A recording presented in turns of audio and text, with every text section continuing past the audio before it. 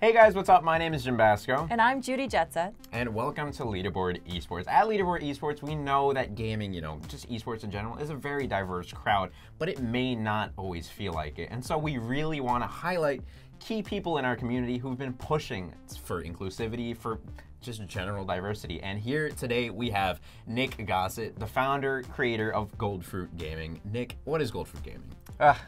Goldfruit Gaming. Well, basically it's just sort of this ragtag team of gamers, LGBTQ plus, so basically anything in that space, any allies. We're just a group of people kind of working together, making sure that we're respectful in the same space and always trying to improve our game. So it could really be anything from going out to drinking, watching Overwatch League at a bar, or even just getting on Discord and gaming together. That's awesome. So, I mean, let's get this out of the way. As simple as it may seem, why do you feel we need a space like this for LGBTQ? Interesting. I think that there's a lot of answers to that question. I mean, going back and starting off to social gaming, being in the online space, we all know that what it's like to play with, just about anyone out there who's willing to hop in a queue. But you'll hear a lot of derogatory terms, or you'll also be kind of exposed to just the general sort of hatred, I guess, or maybe even toxicity of people. And we kind of aim to create a space where you feel comfortable. And essentially, the way I like to think about it is, when you're living your life and you're living a lie, it's something that's really hard to keep up with. So when you take that into like the gaming space, you're going home, you're logging in, you want to play, you don't want to have to keep that up. You want to be able to sort of drop it, be yourself, and be comfortable in that space. I think gaming sort of has the propensity to reveal a person's true character, and so I think that even if you're not trying to like hold up, a certain image or a person that you are, your authentic self will come out, and I think that having a space to do that and be comfortable is really just like our goal. That's awesome. Yeah, I think that's huge because, like a major part of it is what you mentioned, going home. And it's like, after a long day, after all of that, who are you? And I think that having that space is absolutely huge. For sure, especially since gaming in general, I mean, we've talked about this before on this channel, that it's very much catered to a subset of person. And so it's really good to have, again, that diversity, that like space to be yourself. How did Goldfruit Gaming come to be? That's an interesting question. So, I mean, kind of like going back, and I'm sorry, this is going to be a long story, but I met one of my best friends, Mikey, through playing World of Warcraft. What? And yeah, what expansion? I mean, we played during like vanilla together, but like more specifically back in 2004. We were in a gaming guild together, and you meet all sorts of people online, all sorts of strangers, and it just so happened that we really connected, and we both happened to be gay, and kind of, it was a really safe place to just explore our personalities. The worst thing that he was gonna do is slash duel me and like try to take me on. So it was a comfortable space. It was a fun space, and it was something that was really special to us to have that bond and to have that truth, that authentic self. And so over time we just maintained this relationship, and then throughout college, it gave us a space and an opportunity to meet other gay gamers and other unique people, and so that became kind of like my passion and my circle of friends. And we spent all of this time playing Super Smash Brothers, drinking heavily. And it was important to really kind of carry that away. So, once we graduated college and we left, we wanted to make sure that we kept that bond and kept that group alive. And so to do that, we really founded this team, this Goldfruit Gaming. And the type of people that Mikey and I are, we don't just sort of do something, we really like to throw our all into it. So for us, it was creating a community. It was making a space, understanding that if you can have this authentic, loving experience with someone through a game, other people can do that too. Let's make that for people. That's awesome. And I was an RA throughout college, so I was no noob to, you know, creating communities and like fostering that sense of growth. And, and creating a foundation. Yeah, right, exactly. Oh, that's awesome. I was an RA in college too, so I appreciate that. But so one thing that I noticed in kind of like your description of the group is that you very much emphasize a competitive aspect to the game. Yes. So like it's very interesting. I come across this a lot with like women's groups, right? A lot of the pushback and my initial pushback with some women's focused groups in gaming relate specifically to the fact that they're not as competitive, supposedly, or like when women's only leagues are brought up, people think, oh, you know, why have women's only leagues? Just put them with the big boys and like foster that. So I actually am interested in to what extent do you emphasize this competitive nature? How does it perhaps conflict with like having a space, a safe space available to everybody?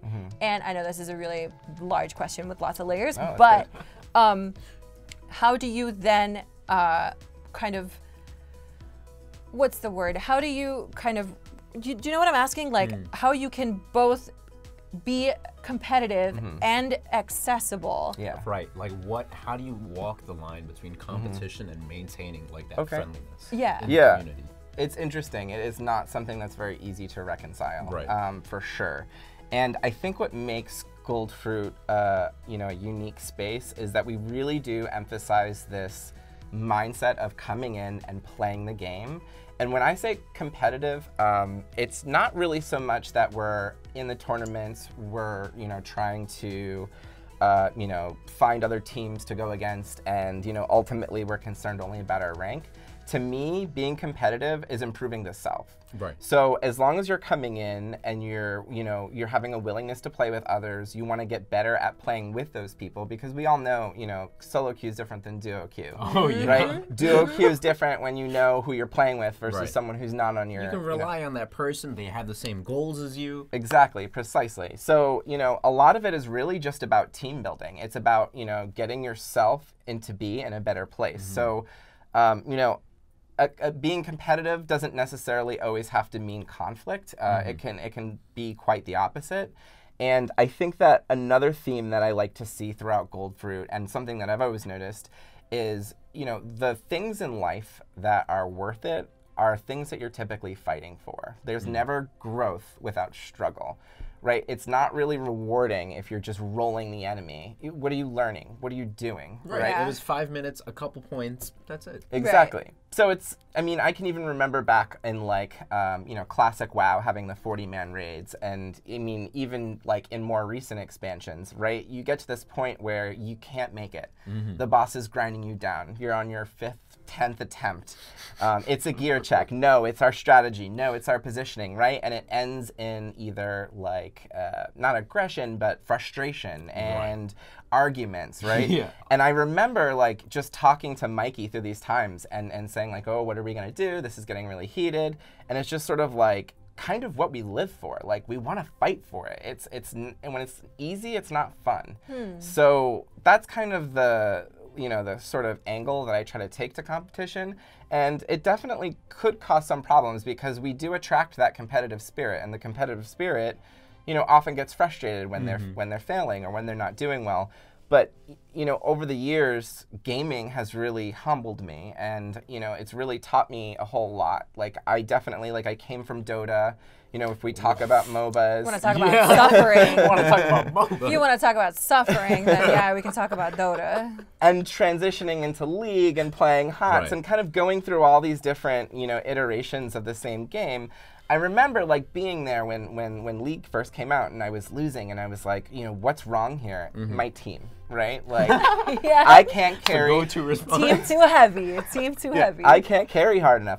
But you know what? It's so funny because I remember watching one of my favorite streamers, and the question came like, what's the difference between the pros and not the pros?